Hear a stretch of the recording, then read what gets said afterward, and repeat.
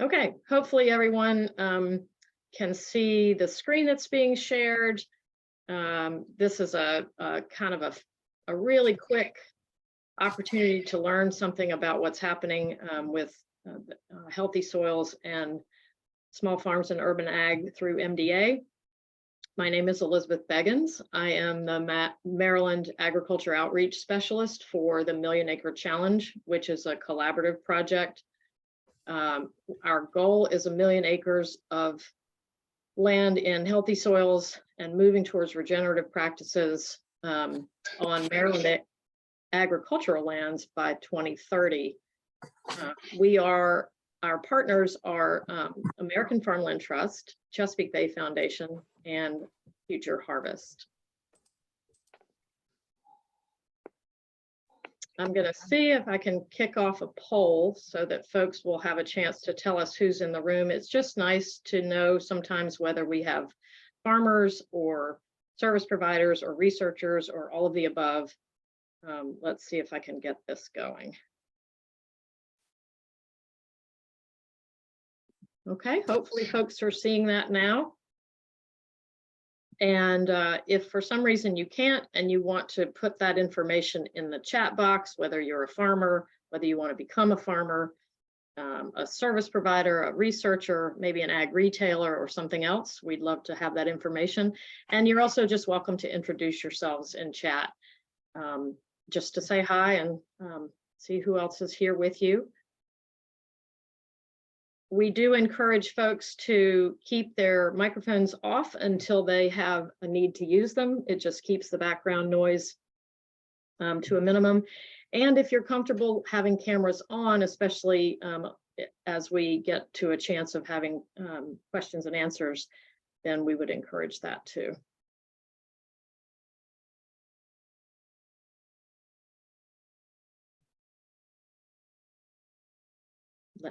Letting in one more person. I'll go ahead and go to the next slide, and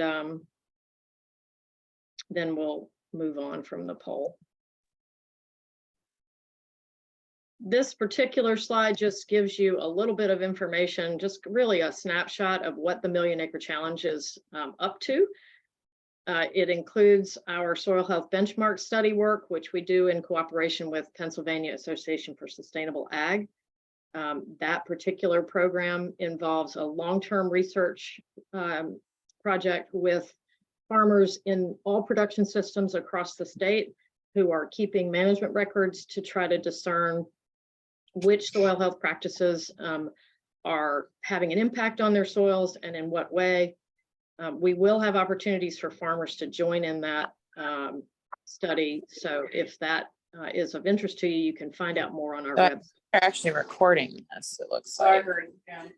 We are recording, and if you would do me the favor of muting yourself, that would be awesome. Welcome to the program. I'm going to go ahead and end the poll. It looks like half of those in the audience are farmers, and we have service providers in the room, about a third, and a few researchers and a few others. Let's see if you guys can see that. I'm trying to get. Here, lift your, if you go Hang on one second. Oh, okay. If I could just ask that you mute your mic. I don't know your name. You're here under Monumental Travel. I'm not trying to call anybody out, but that just gets a little bit of more information in front of you. Excellent. Thank you so much. Okay, one more slide up.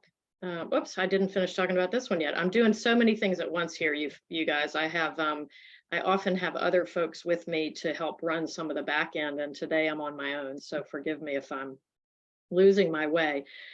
Talked about the benchmark study.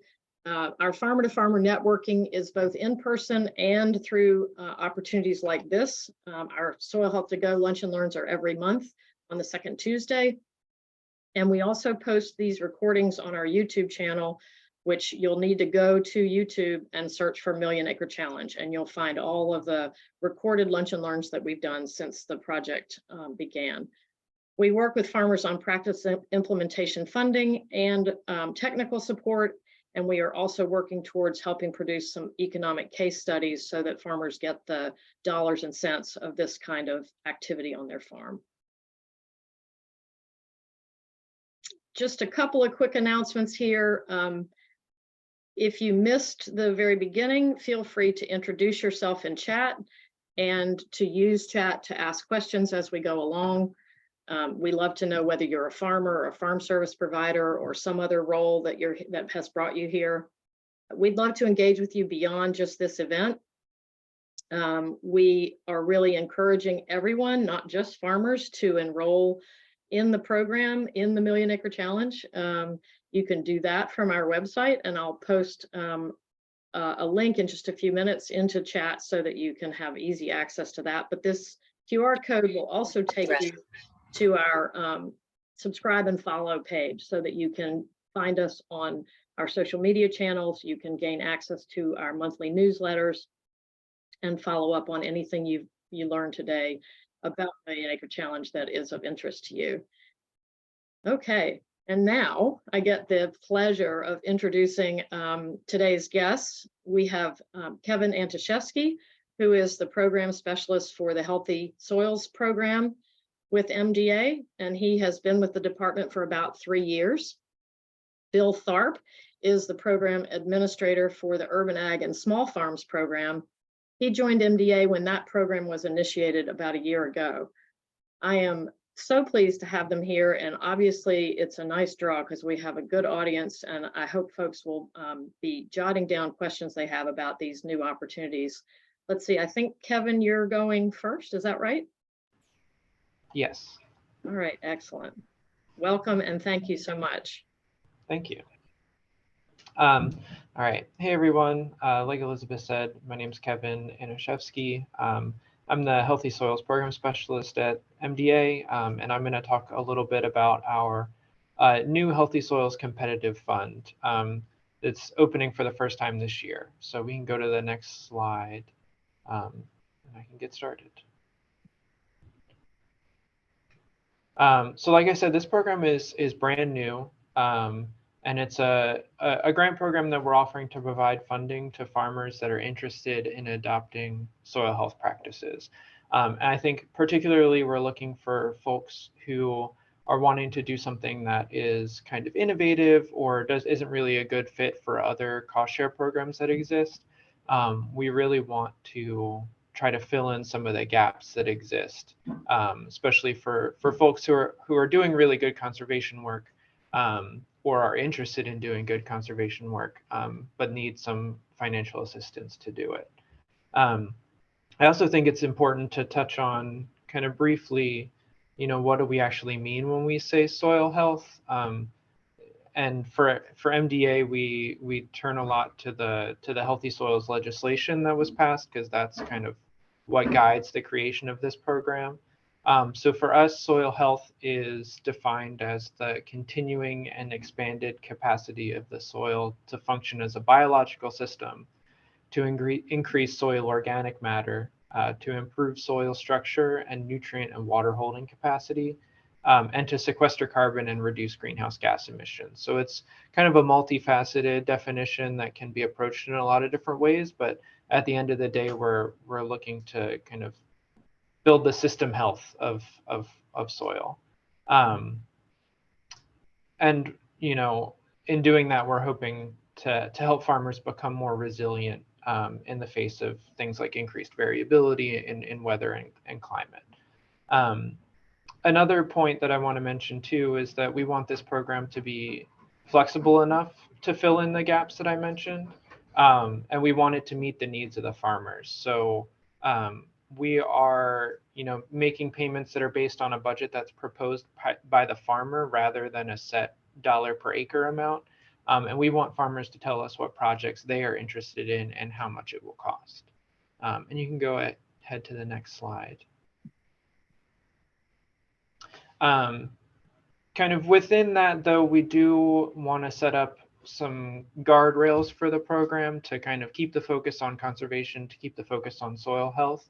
And so for that reason, there's a list of eligible conservation practices for the program.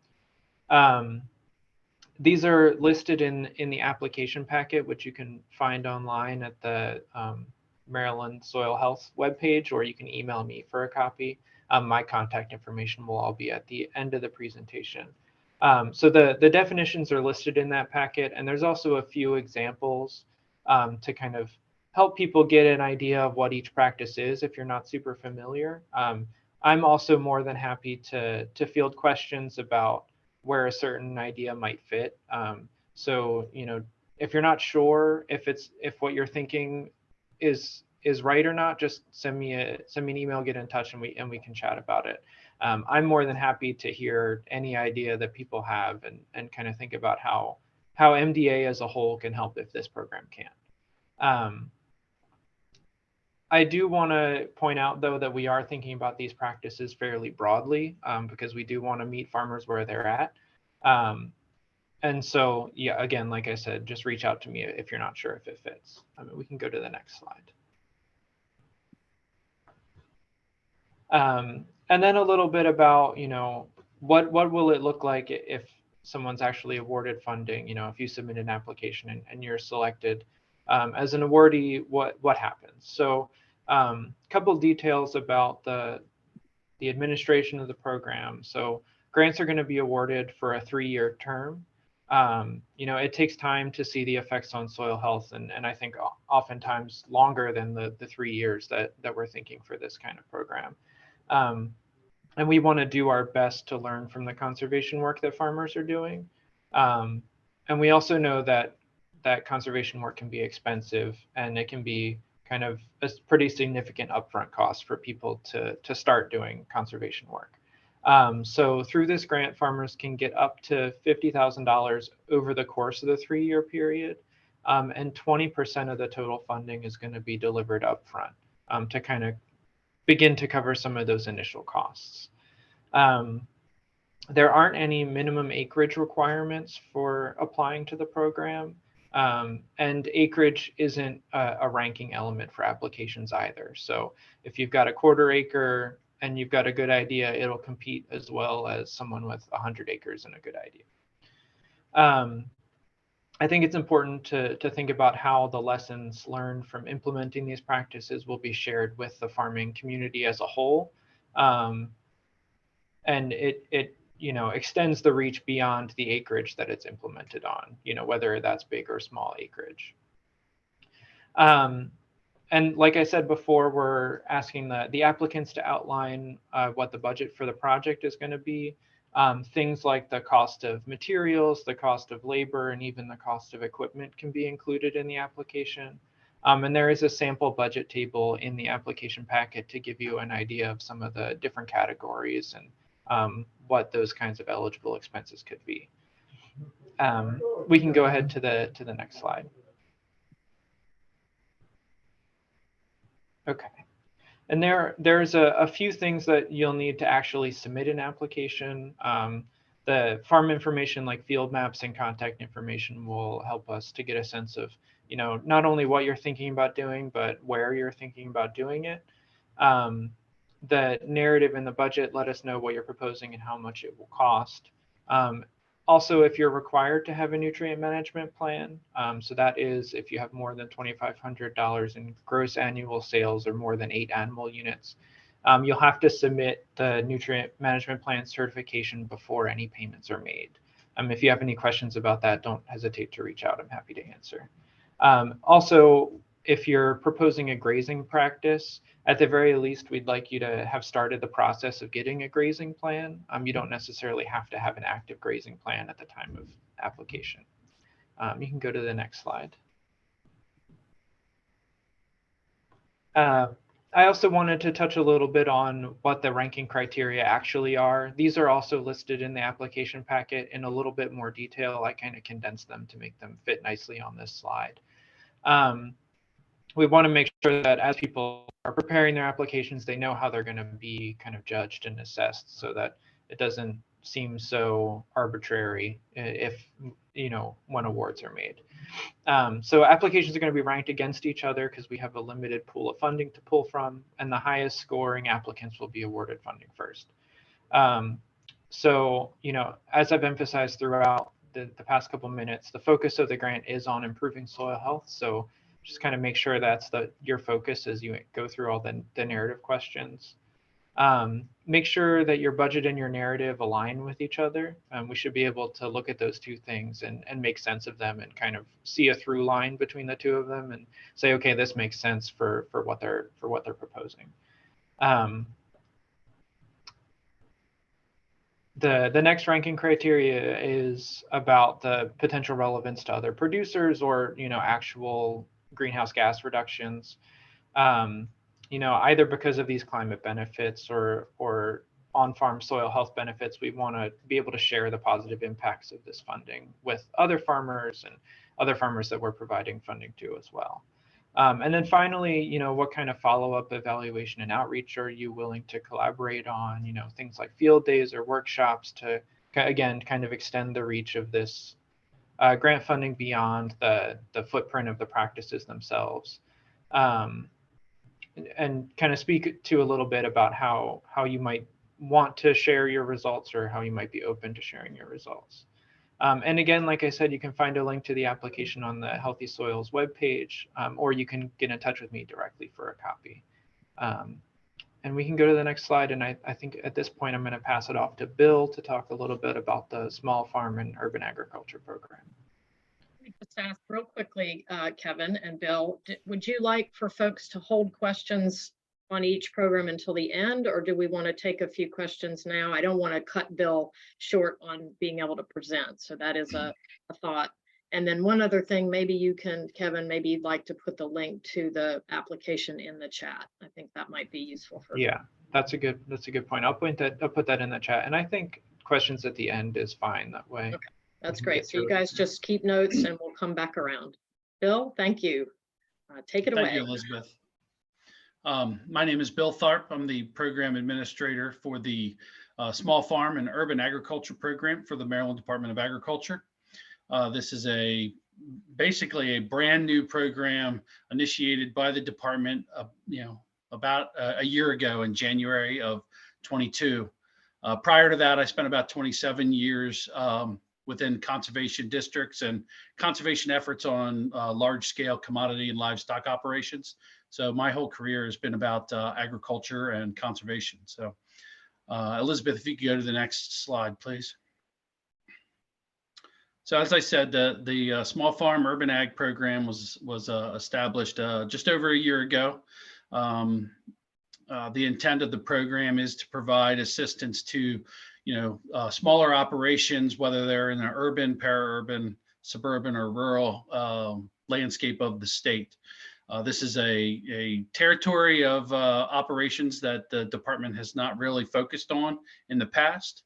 Most of the operations and producers that will fall in under the guidelines of this program have not had or have been minimalized on the opportunities for financial assistance through, the existing programs such as MAX or traditional cover crop program. In essence, the purpose of the program is to increase community access to healthy foods. In the sense of a producer being able to increase their production area, increase their yields on that production area, and increase the customer base of the operation, expand their opportunity to provide healthy foods to the community.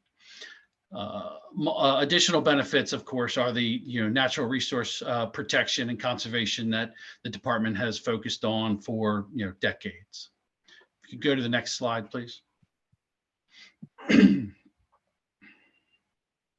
So eligibility for this this program, you can be an individual, you can have a for-profit business such as a incorporation, an LLC, a joint venture, or general partnership, or it can be a nonprofit organization. All of these different folks are able to apply for these grants. The operation does not have to be on ag assessed ground through, you know, the state assessment department. It can be on non-agriculturally assessed properties. You know, a lot of that, you know, urban and small farm may not be on ag land. It could be on residential, it could be on industrial. So we have looked at assessment as not a factor in limiting who's able to apply for this these grants. So we're defining small farm as anything less than 10 acres of production area. And what I mean by production area, you may have a 100-acre piece of property, but you're only growing, you know, vegetables or pasturing on, you know, maybe 4 or 5 acres. So we're not looking at the property boundary area. We're looking at where you're actually producing the agricultural product that you are then turning around and, you know, selling, donating, or possibly could sell. So, and that's important because for us to identify as an actual farming operation, the producer must self-certify that $1,000 worth of sales or donations occurs annually. And then, of course, everything has to be, you know, raised or grown in the state of Maryland. So if you could go to the next slide, please. So here are the 3 programs that fall under the small farm and urban ag. You know, the small acreage cover crop was initiated this past fall. It was rolled out pretty quick. We wanted to be able to provide this opportunity for producers that raise or that are putting in cover crop on less than 5 acres. That 5-acre minimum or maximum is defined on, you know, our traditional cover crop program. That program will allow you to plant 5 acres or more. You know, so we wanted to be able to provide that funding assistance for the folks that are not not planting that many acres of cover crop, but still providing a financial assistance in a reimbursable payment. You know, up to $1,000, you know, so that could cover your seed, that could cover, you know, labor, manual labor from on-farm staff, not volunteers, and, you know, equipment, either rental or purchase. You know, we have some revisions that are going to be, you know, in the process of being changed right now for our 2023 program. We're making sure that the cover crop implementation will span the entire growing season for folks. So if there's a produce operation that wants to apply summer cover crops to a certain piece of their operation, they'll have the opportunity to get reimbursed for that. And then also come back, and if they wanted to do a winter cover crop, you know, they would have that opportunity. We're looking at increasing the eligible acreage, you know, which will change both the small acreage cover crop and the traditional cover crop program. And we're also hoping to or planning to increase the funding cap to $1,500. That program for 2023 is planned to be announced in April for sign up, and that'll be that sign up will run for about a month, the entire month of April. The next program is based on a piece of legislation that was passed in the 2022 General Assembly last year, the Urban Agriculture, Water, and Power Infrastructure Grant. This was you know, sponsored by Delegate Boyce out of Baltimore City. Basically, an urban agricultural operation will be defined as urban, utilizing the 2020 Census Bureau data. So basically, that we will be able to use the census data to determine if your operation or your tract of land is considered urban or rural. They're the only 2 classifications when it comes to the census. If it is in that urban designation, you'll be able to apply for funding that will allow you to tap into public utilities for both water and power. So basically, you know, tying into the existing water main, that construction to the meter, and then from the meter inside to your operation for, you know, say for irrigation. Likewise for the power, you know, from the transformer down into your meter, and then from your meter into your operation for electric to run a cold storage or fans or heaters or, things like that. That cost share is going to be, up to 87.5% of the total. We will provide a certain upfront cost at the time of that the producer has received their permit from the jurisdiction for either the water or the power. From that, there'll be, kind of like draws, or, when you hit a certain milestone, you'll be able to receive additional payment. We want to make sure that we're trying to forward front some of this, these payments, so that to minimize the, out-of-pocket cost. But the water and power infrastructure grant will have at least 12.5% that will be out of pocket of that cost onto the producer. That will be announced in July. The funding for that is $500,000 a year for every fiscal year for the next 4. So all the way out to 27, I believe. And the good thing about it is I think that funding, if we do not spend all the funding in one fiscal year, it remains with the department. It does not go back to general funds. So we will have the ability to continue to, carry over that funding until we spend it all and then have to ask for more, in about 4 or 5 years.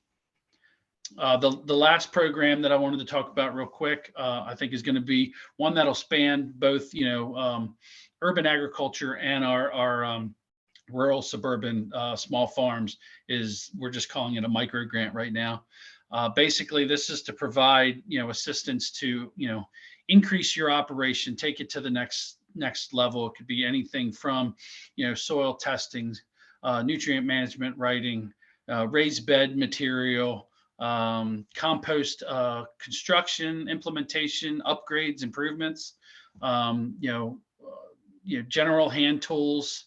Right now we're focused on that.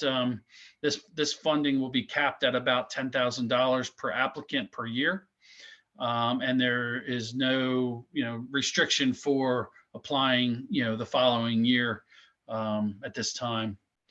There is a bill in session currently. It's HB 152, is put in by Delegate Wells, which is to amend the existing statewide urban ag grant program.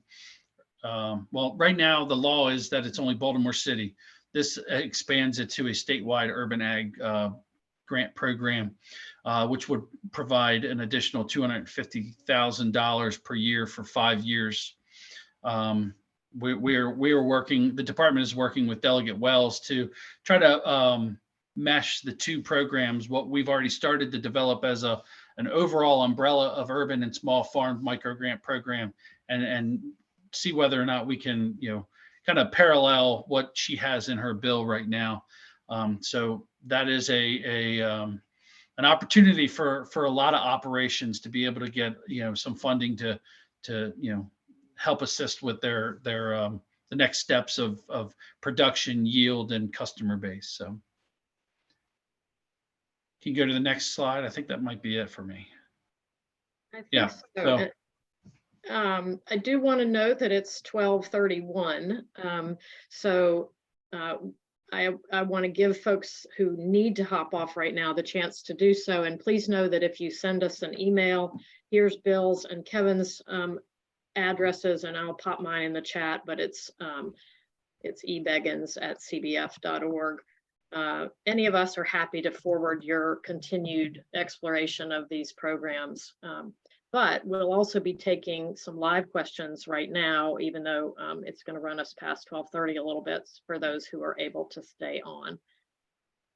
So let's hear about your curiosities, what you want to know more about. Super appreciative of Bill and Kevin's expertise, and let's take advantage of it.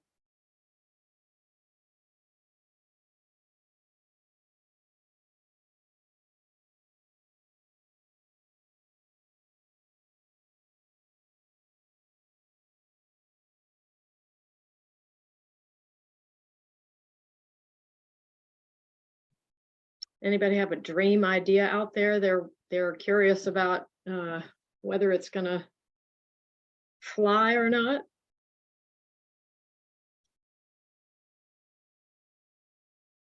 So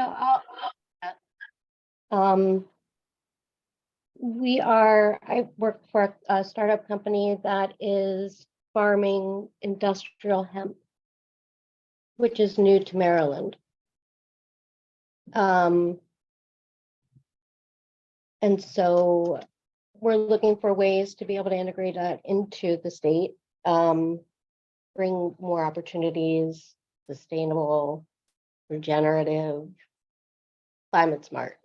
And it looks like Governor Moore and Secretary Addix are somewhat aligned there from what I can see so far. So I guess my question would be, where do you think we should look? Because we're kind of outside the lines. Well, I do know that the department does acknowledge hemp as a production crop. Mhm. So I would say that at first, you know, the exploration of the you know, whatever idea that you have that your operation would move forward with, whether it be from a marketing standpoint or a conservation standpoint, whether it's soil health or other kind of BMPs that that would be necessary for you to move forward with the operation. There are folks in, whether you know, in your local district soil conservation district office that could be, you know, tapped for information. And I do know that our marketing department under Mark Powell has talked about, you know, what options for hemp can be explored. So though Kevin and I may not be able to answer those questions directly based on our program, I believe that there are folks in at MDA that can assist with, you know, your exploration with hemp in Maryland. Yeah, we've been working with Jim Drews, who is heading up the hemp through I think it's turf and grass, Mhm. something like that. We're kind of like the full gamut. So we have a network of farmers that will be growing, as well as we will be growing as well in the mid-Atlantic, so Pennsylvania, Maryland, Delaware, Virginia, West Virginia, starting, and as well as we're gonna process as well, like additionally. But first, we're going to do the growing. We want to do trials and see what works well here, because the industry, the plan is not new, but the industry is new to the generations, you know, that are here now. So that's kind of where we're thinking. We've been working with University of Maryland as well, and Penn State. So. Thank you, Erica. Sounds exciting. And if Bill, if you have a chance, I heard you mention Mark Powell. If there are other names you want to pop into chat that you think are useful, That would be maybe great. you can take a second to do that. Evan, I see you have a comment here, and you're also on camera. Do you want to just say and? Just throwing it out there. We have, I guess, about 14.6 acres. We're using, probably going to be eventually having about 5 to 8 acres production on creating a food forest that'll be ongoing every year. We're doing a lot of things dealing with changing the soil. We're using horticulture, different principles, and in addition, we've done some, there's a certain type of berm that's used to keep water on site, because we don't have the ability right now to have any water on site, and there's no water. We're like 25 feet away from a stream. So although we're right at the edge, we're actually outside of being able to draw from that for any reason. I've developed a stepped area that is going to be planting levels that has a sand floor to it in the middle where it all gathers, acting as a filtration bed. And then that gets daylighted into storage containers for on-site water use. And it's cleaned by the actual action of the soil. But anyway, we have a lot of stuff going on. I just want to thank you all for doing this. It looks like a good program and good things, and I'll keep up with Kevin and Bill if anything's applicable towards our choice of direction. That's great. Thank you. Yeah, and just as I guess a comment building off of that too, I'm excited to see more people interested in food forests and doing that kind of production. I had a good amount of experience with that in Baltimore City, doing some, maintenance and restoration of a food forest there, and happy to like just talk and like bounce ideas if you have questions about like permaculture, guild design, all that kind of stuff. That's something that I'm interested in, both in and outside of work. So I've gotten with a bunch of different people, both internationally and locally, including Bill out. He's got an area in Frederick where they have a reed center. Awesome guy. Everything I found out about him is good. I've helped him get some porta-johns for his property. I'm able to source a lot of materials at very low cost because we're trying to do this all on really no budget. And to that end, I've been able to contact with a lot of different people and growers up and down the East Coast, dealing with having to access materials and different things. I mean, one of the biggest things, we've planted probably 3,000 trees, all nitrogen producers or for butterflies and pollinators as a base. And we're starting this year or next with the actual food type of plantings once we have the established structure and the soil change that we're doing through mulch and other things. Very cool. Yeah, happy to connect more offline and talk more. So we have maybe a couple of additional minutes that we can grab other questions or comments that folks would like to offer.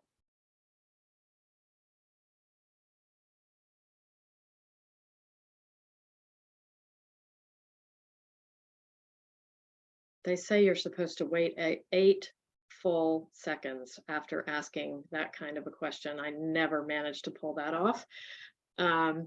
I do again want to thank both Bill and Kevin for being here with us today and for all of you for taking time out of your busy days to join us. I hope you will circle back to the folks at MDA or through the Million Acre Challenge.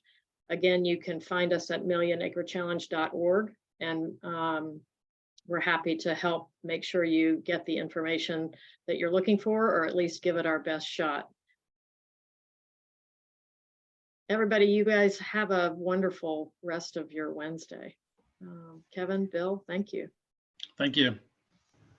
Yeah, thank you. It was great. Thank you.